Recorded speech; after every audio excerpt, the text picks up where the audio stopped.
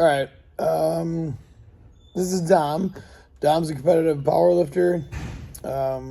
He's a contractor, owns his own contracting company. Busy guy. He also is a manual labor guy and also a behind the desk guy. Recently, he's lost about, 30 pounds? Yeah, more or less. Yeah. 30 pounds in 12 weeks. Since Christmas, yeah. Okay. So I just wanted to ask him a few questions because he's very smart about his food and he's very, how do you say, he knows how to eat on the road. Okay. My first question is, which is I get from a lot of clients, is that I'm so busy I don't have time to eat. So what a small piece of advice to those people that don't have time to eat. What could you tell them? I mean, I guess I struggle with that because I obsess over my meals, so I always find time to eat within what I'm doing. I structure what I'm doing around my eating. Okay. Which is probably backwards to most people. This is true. But I guess it just has to come down to, it's just like preparation. So if that's before you leave the house, say you leave the house at 7 a.m., you don't get back till 7 p.m., you go, all right, when do I have 2 10-minute breaks? Like I don't take a lunch, but I take 2 7 to 10 minute breaks to stop, eat, and keep going. I don't actually sit down or leave a job site. It's just like I know at 10 a.m. and 1:30 p.m. I'm going to stop what I'm doing to eat. So I think it's just taking a moment prior and realizing, all right, put an alarm on your phone. Be like, okay, I need to eat at some point within this 8-hour window. What time is that? It doesn't have to be fancy. But if you're prepared and you have it with you, I mean, it's not like you have to sit and it's a 5-course meal. Yeah, that's true. I like the idea of putting like a little ringer on your phone to eat. Yeah, I mean, my meals are all like, I get dinged. And it's like, hey, kind of like a 45-minute warning. Yeah. Okay, so at this time it's going to eat. At this time I'm going to eat. This time I'm going to eat. And within the hour I get a notification, hey, keep in mind, your next meal is coming up. Especially in like this day and age where semi-glutide is being used a lot and people don't want to eat, but they have to eat. Yeah. You have to eat to try to get some protein in. Right. It may be a good idea to just get a dinger and be like, all right, I got to eat something. Yeah. You know? I mean, obviously, if I get super caught up in the middle of something, the meal gets pushed back. But I guess a lot of times, like, I'm always, like, looking forward, right? So I know I have to get in 5 meals. How does that work? Before I leave the house, I know what times I'm going to eat so that as soon as my day is going, if I see maybe, I know I'm going to be really tied up for the next 2 hours, maybe I'll just quick eat, you know. Gotcha. Just always planning ahead. So next question would be... like my phone just dinged because I got to eat again. Oh. So now I just got like it's that easy. Like, oh, okay. And then it's like I'm in my head, I know that noise. I'm like, oh, gotta eat. Yeah. Oh, that's a good idea. See, it works. Yeah. What about like people? Another question I get. Well, they did good Monday through Friday. Sure. And Saturday, they're going out to eat. Right. And maybe a couple drinks. Mm-hmm. And then, what do you say? I mean, you're a young guy. Yeah. You have that going on in your life. Mm-hmm. How do you deal with that? It's a hard one because I think it's more you have to be okay with it mentally because the physical probably isn't going to change too much. Like the scale might go up 3 or 4 pounds for 2 days, but it's not actually like we've talked about, like getting fat's really hard. Mm-hmm. Like one day isn't going to throw everything off, but it cascades. And then when it cascades is when you get in trouble. So it's like just the next day getting back on track, however that looks, whether it's back, exactly on track with your meals or slowly progress so that on Monday you're back in your routine again and like kind of free flowing. But it's not letting that one day become 2 days, that becomes a week. It's okay, this happened, accept it. The scale's going to go up. It doesn't mean you're getting fat. Usually it's just water. Know that it's going to happen, get back on track, and keep going. Yeah, I mean 100%. And obviously as the scale goes up and down, it goes up, one day 5 pounds. Right. It's not fat. It's obviously water. And I know a lot of people But like the think sooner you that, can you learn know? that and accept it, the better. Yeah. Like I saw my weight swing 8 pounds this week, but I didn't panic because I knew what it was. So then as soon as I was back eating on track, I got right back to where I started. And it's just like, okay, I know this is going to happen. I know it's going to take 2 to 3 days and I'll be more or less where I want to be. And then sure enough, it's like, okay, I got back on track. I was eating my meals. I did the thing.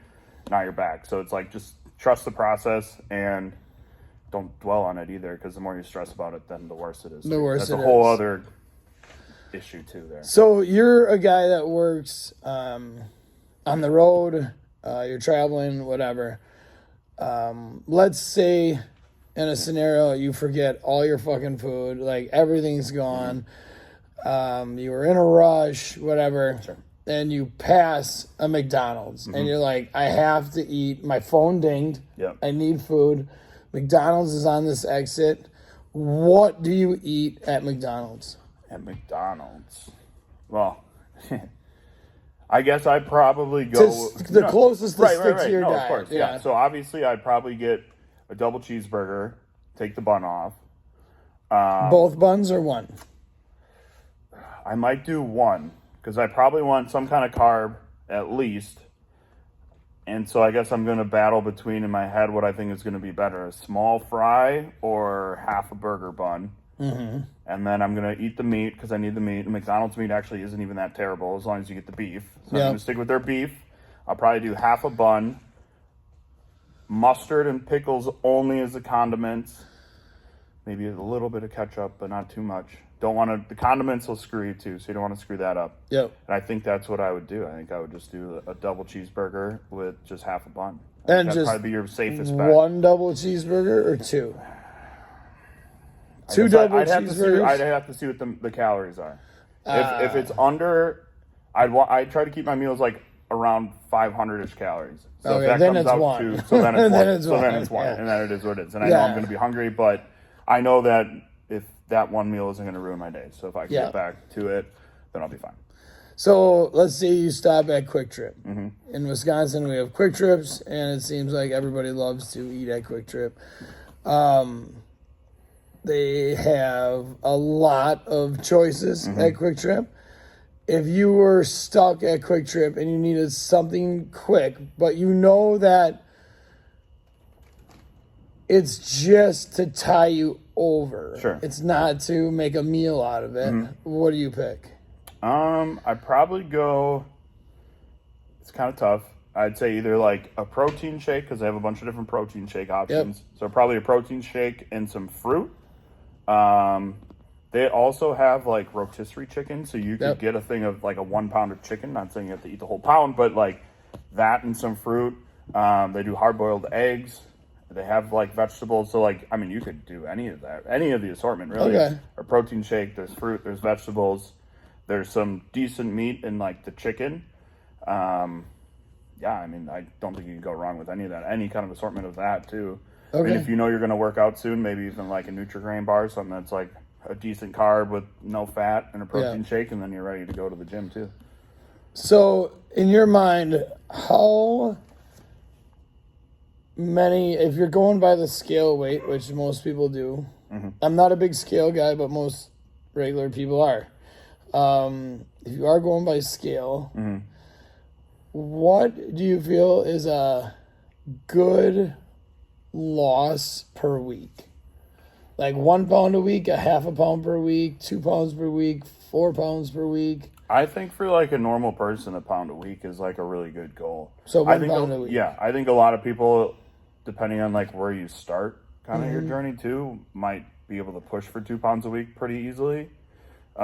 Especially those first maybe like 2 to 3 weeks, because I think a lot of water will come off too. Yep. But I think 1 pound a week can give you a lot of flexibility within your diet that if you do screw up maybe here or there, or like as you're kind of learning to eat healthier, if this is something newer, you can still attain a pound a week, but also have a little bit of wiggle room if you need to. There's room for error. I guess, if that makes sense. What do you think? Yeah, I think I just like for a very general, like Gen Pop, I think a pound a week is very good. I pound to half a pound a week. Yeah. I started, so I also have lost, I think like 28 or 30 pounds, But I did mine differently. I actually just started, like food wise to me, I just eat whatever. I don't give a fuck. But I did steps. So I'm on my feet all day long as is, work long hours. So what I did was I added one more walk every single day. And then I added, like on the weekends or something like that, 2 more walks every single day. Yeah. So I added activity level. And I would guess your base steps is probably 20,000 plus a day. Yeah. So I'm probably, I'm guessing I'm probably hitting 30,000 steps a day. You're moving over 10 miles a day at minimum, Yeah. I would imagine. So I added more activity. The reason I did do more activity is because I don't know, I'm just going to eat whatever I want to eat. That's just the way it is. But I know if somebody were to diet and just say like, okay, so if somebody cuts out, let's say 500 calories a day. Sure. So in 7 days, if you cut out 500 calories each day, that's 1 pound a week of fat loss. It's 3,500 calories. Okay. If you cut out 500 calories a day and you add in 2,000 more steps, where do you cut out? What meals do you cut out? The deficit, or do you just slowly eat less every single meal? I think I like to eat. I like frequency, so I like eating 5 meals a day at a minimum. Okay. If I could do more, I would. So for me, it would just be eliminating a little bit each meal. Okay, that's good. Personally, And then if you were to add a little bit more, let's say a 2,000 step walk, do you feel it's more beneficial in the morning, the afternoon, or the night? I think it just depends on the kind of person. If I have the time in the morning, I like it. I mean, especially when it's nice out, because it's just kind of like get outside, get some sun, get moving a little bit. Yep. It's kind of like a warm up for the day, even just mentally too. It just is kind of nice. But I mean, for me, I usually have the time in the evening, so that's when I do it. And then I always try and like whenever I add walking, cardio, whatever you want to call it, Yeah. consider it. I always try and do it around a meal too, because the added benefit of helping digestion and all that too. So whether I usually either try and do it after I eat breakfast in the morning if I have time before I go to work, or at night before I eat maybe my last meal or my second last meal, so that I can kind of help digest before I start winding down to go to bed. Okay. So basically, we got cut down calories at each meal. We have add about 2,000 more steps in every day that you can. So that's about an extra 20 minutes of walking. 20 minutes, yep. More or less. Another 20 minutes. And you can always split it up too. Oh, yeah, you can always split it up. Yep. You split your walking up to 10 minutes at a time if you want.